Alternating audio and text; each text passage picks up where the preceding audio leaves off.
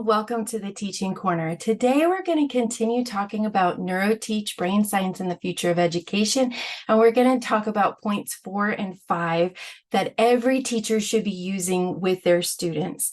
So the first one that we're going to talk about is that every student needs to know that self-testing is a much more effective way to study than reading one's notes. So we really want to help our students understand that they have got to be actively participating in their studying in order for it to stick. Because a lot of times if our students are just reading over their notes, they may be skimming, they may be thinking about something else, but when they actively ask themselves questions, it's a much more effective way to do this. So how do they do this?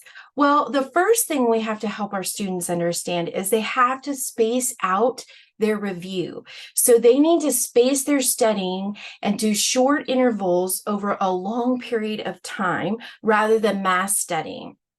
And what this does is it aids in memory consolidation. So the more times that our brain hears a particular word or hears about a particular topic, the more likely it is for it to grab onto it. If we're studying it all right before the night of the test, more than likely our brain is just going to kick it out. We might remember it enough for the next day to pass, but it's not going to think it's that important. But if it hears about the same thing over a long period of time, it's much more likely to hold on to that information and put it into long-term storage. And one of the ways we as teachers can do this is by giving our kids scaffolded study guides, giving them review opportunities, and opportunities to get feedback on those reviews. So giving announced quizzes, giving a study guide over portions. This portion of it is due on this day, and we're going to go over it. We're going to talk about it. So we as teachers play a large role in that we have to make sure that we're providing spaced reviews in our lesson plans. The next thing that we can do is what's called interleaving.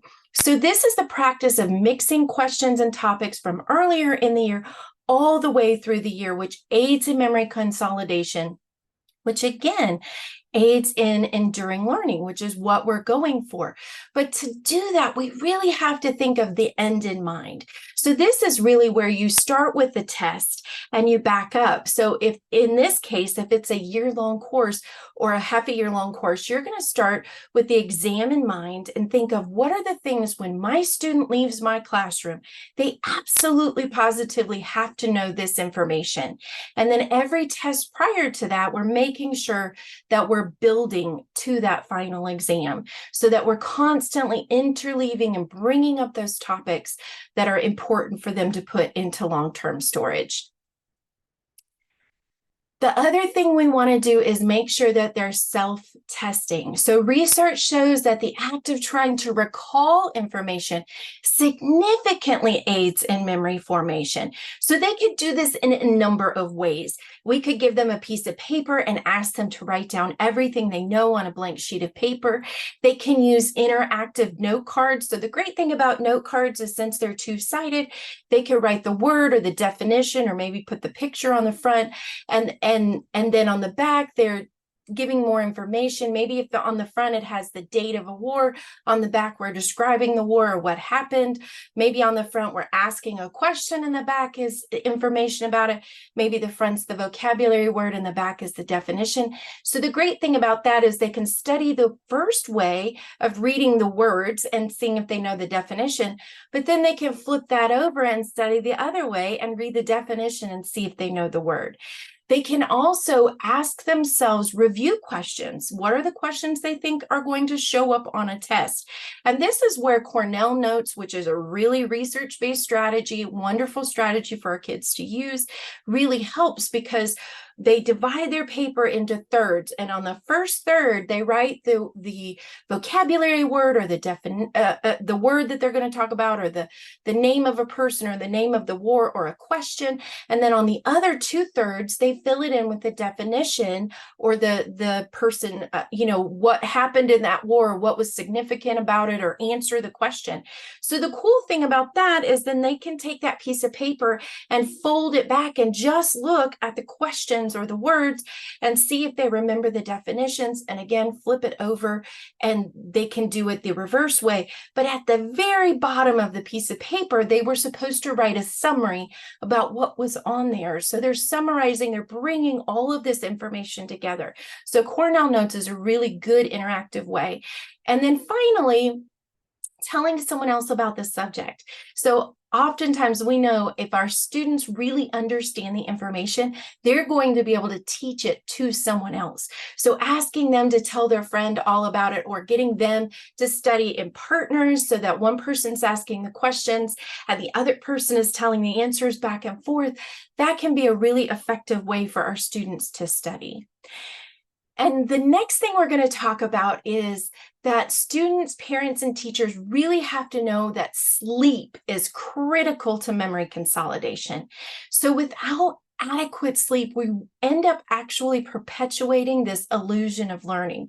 And the reason is because until our students go into a REM cycle of sleep, so that really good deep sleep where they're dreaming, they're not able to consolidate information. So they may have it in class and sound like they, we teach them this math concept and they've got it. And then they go home and they don't get a good night's sleep and their brain kicks it out. And then the next day we get those students back and it's like they've never heard the information before.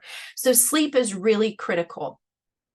There is this myth that some people think that when we go to sleep that our brain shuts down, but actually what's really happening is that our brain is still active while we're asleep, and certain brain tasks only happen when we're asleep, including memory storage or memory consolidation. So we as teachers really have to help parents understand the importance of this. Johnny doesn't need to be out super duper late. He's got to get in the bed. Students need 8 to 9 hours of sleep. And so we can help with this. Sleep is vital. As teachers, we have a role in this by the amount of homework that we assign to our students. And to aid in sleep, we have to help them develop a system to make sure that assignments get turned in and completed. So we can't just assign a paper and here's the deadline. There needs to be lots of little deadlines to make sure that they make it to that final deadline. So they're getting sleep all along the way. We don't want to just assign a test. We want them to have quizzes and we want them to have scaffold study guides and make sure that those are getting turned in and completed so that by the time they go to study for the actual test, they're ready to do that. And again, we've really got to help ourselves. If you remember in the first video, we talked about that our students' brains are not fully developed till they're 25. So we've got to help them with those executive functioning tasks, making sure that they're writing it down in a planner, making sure that they're planning things out, because really until all the way through secondary school, but even into the first few years of college, our kids do not have the executive functioning to do this on their own. So I really hope that was helpful. If it was, please like, share, and subscribe, and I'll see you later. Bye.